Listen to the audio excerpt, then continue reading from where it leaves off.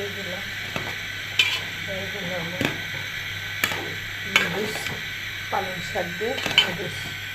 পালং শাক দিয়ে নুডলস হয়ে গেল। খেয়ে দেখেন, এটা কলমি শাক দিয়েও খেতে পারেন। বাচ্চারা যেহেতু শাক ছোটো করবেন না, বাচ্চারা যেহেতু পছন্দ করেন, এইভাবে রান্না করে একদিন দিয়ে দেখুন, যদি ভালো লাগে খাবে, কিন্তু ভালো লাগবে। রান্না করলাম, এটা এখন গরম গরম লেবু দিয়ে গরম গরম করে খাবো। এটার মধ্যে চিকেন দেওয়া যায়, মাছ দেওয়া যায়, সবজি দেওয়া যায়, সব কিছু দেওয়া যায়। শুধু হলুদ দিবেন না, এই নুডলসটা রান্না করলে কোনো হলুদ দিবেন না।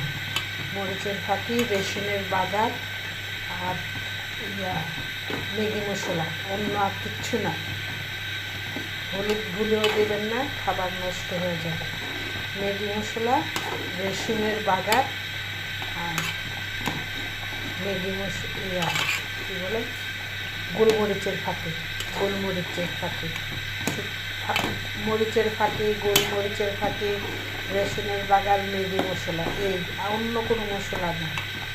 এটা দিয়ে রান্না করে খেয়ে দেখেন, অনেক মজা। আমি এখন খাবো। গোলমরিচটা দিতেই হবে, মাস্ট। গোলমরিচ আর রসুনের বাগার, শুকনো মরিচের ফাঁকি, এটা দিলেই হয়ে যায়, স্বাদ হয়ে যায়, অন্য কিছু লাগে না। আমার হয়ে গেল পালং শাক দিয়ে নুডলস। এটা কলমি শাক দিয়েও মজা লাগে, খেয়ে দেখেন। পালং শাক দিয়ে নুডলস, কলমি শাক দিয়ে নুডলস, কিন্তু হলুদ দেবেন না। গোলমরিচের ফাঁকি, শুকনো মরিচের ফাঁকি, রসুনের বাগার আর এই কিছু না, ম্যাগি মশলা।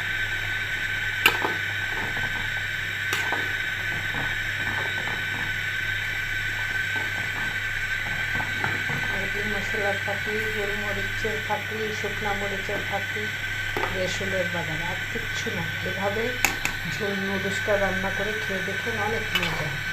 এই ঝোলটাও ফালানো যাবে না, খাওয়া হয়ে যাবে। ঠান্ডা রোগীদের জন্য তো আরও ভালো।